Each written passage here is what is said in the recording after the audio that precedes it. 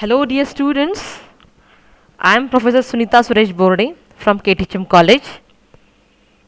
Dear students, today today's lecture is for MA Part 2 English student. Today we are going to deal with the subject Indian writing in English.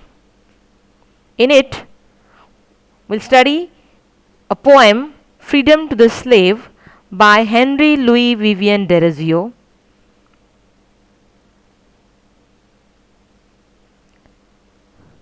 So in the earlier lecture, students, we had discussed a brief biography of poet Henry Louis Vivian Derozio. And today, so this is the session agenda for today. So first of all, we'll see background of the poem, that in which background this poem was written. Then I'll read the poem and detailed analysis of the poem. So let's see the social background of the poem. Anti-slavery movement in England or abolitionism in the United Kingdom, which was in the late 18th and early 19th centuries, which was prevailed in England and United States in late 18th and early 19th centuries.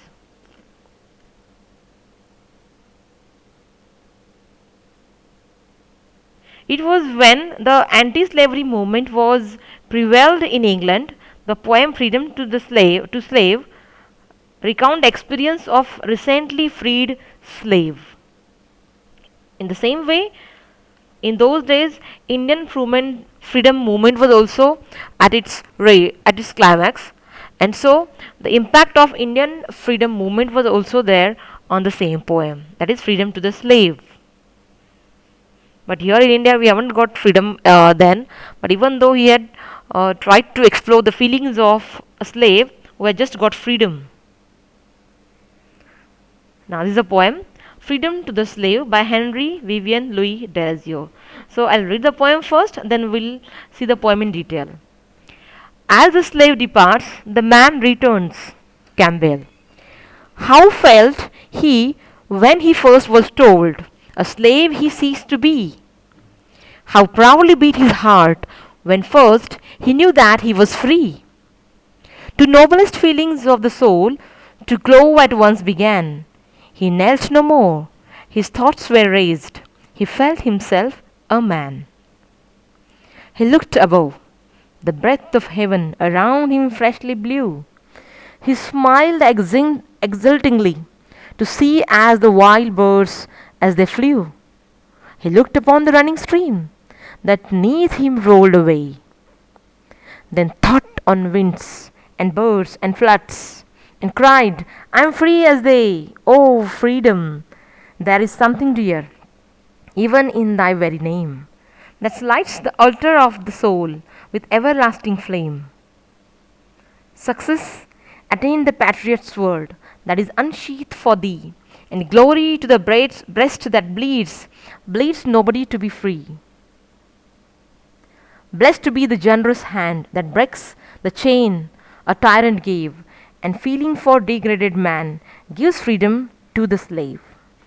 I don't know who is that slave who gave him freedom, but I share it with you all to share your viewpoints. Happy Independence Day. So, dear students, this was the poem, and now we'll see the poem in detail.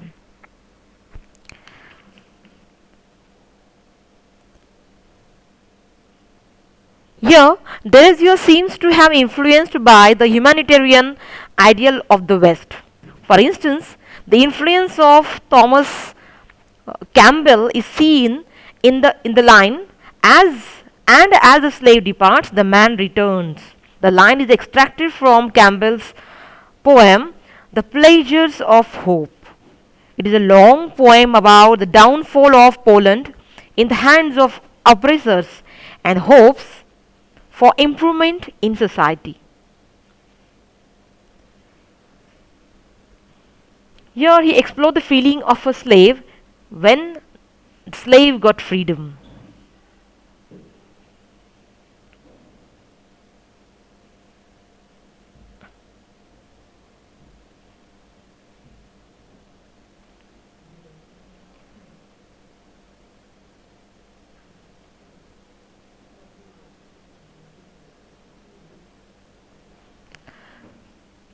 So here, how proudly beat his heart when first he knew that he was free, the noblest feeling of the soul. So here, freedom is considered as the noblest feeling of the soul.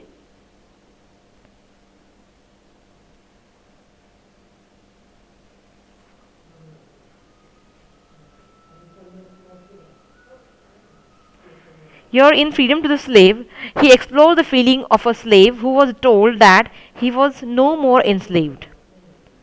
The poet wonders how proudly his heart initially beat when he was told that he was free.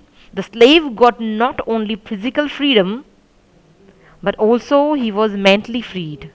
The noblest feelings of the soul, which began to blossom, he started to feel like, like a free man.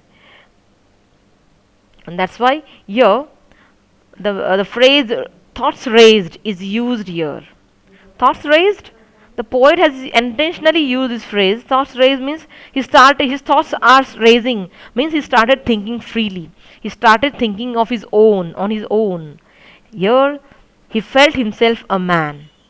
That is, he got self esteem. He looked above the breadth of heaven. Here it means he looked above the sky. The fresh wind blew. In this joyful moment of his life, he smiled exultingly to see the wild birds, the running stream, and thought on the wind, birds, and floods, and joyfully declared that he was free like them.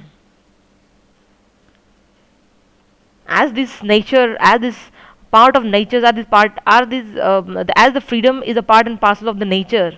So he being a natural, being a part of nature, human being a part of nature. So freedom is a natural thing for a human being. That's why here he after seeing these natural things in the world, he compared his freedom with these natural things, and he wanted to tell them that he is also free like them.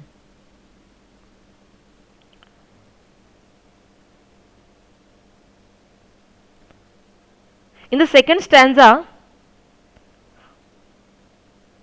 poet directly apostrophizes freedom.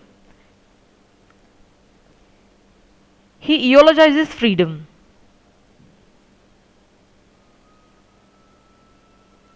He said that there is something dear even in its name. What is that dear? The name freedom. Okay, the name freedom is so dear to us that even when we utter the name, we feel a kind of compassion, a kind of attachment towards that name, because freedom itself, the word freedom itself gives us that freedom.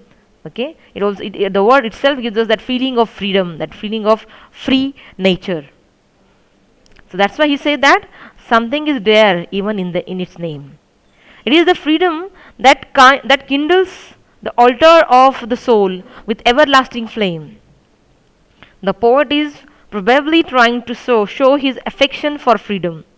Here we see a metaphysical aspect of soul and freedom. It is the freedom that kindles the flame of soul forever. Then, in the next stanza, the poet switches his address to the patriot who sacrificed his life, or who sacrificed their life by fighting with sword and glory, and he tries to glorify those brave hearts who sacrificed blood for the sake of nation. So here he recalled all those freedom fighters, those who have sacrificed their life, their family, their profession, their career for the sake of this freedom. So here he glorifies those brave hearts, those freedom fighters. Here the patriotic zeal of poet. We can see the patriotic zeal of the poet here in this stanza.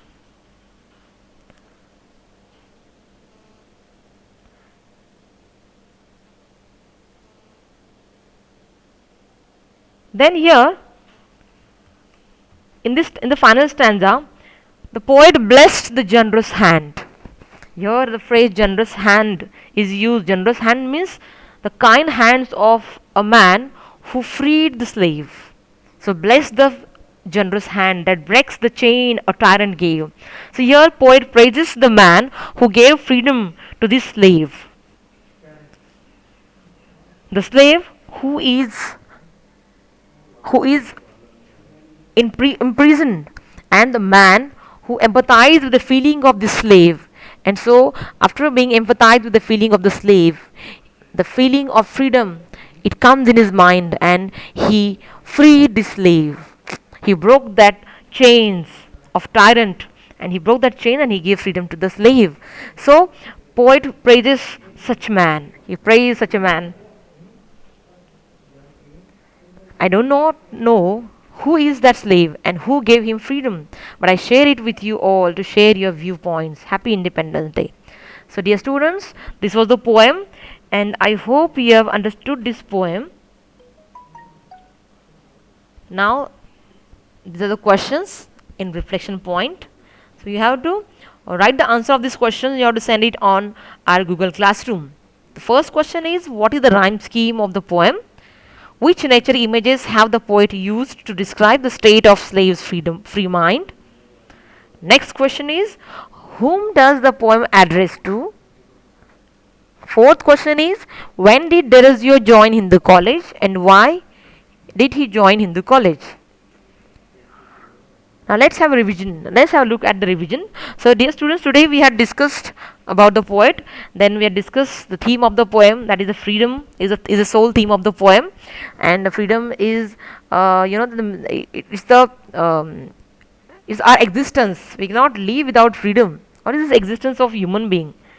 So here we had learned about the poem, and I think that you have understood the poem. This is a home assignment for you. So you have to write the answer of this question, and you have to send it to me on our Google Classroom. So question is, write a critical analysis of Freedom to the Slave by Derozio. So here we'll stop here for today. Thank you very much.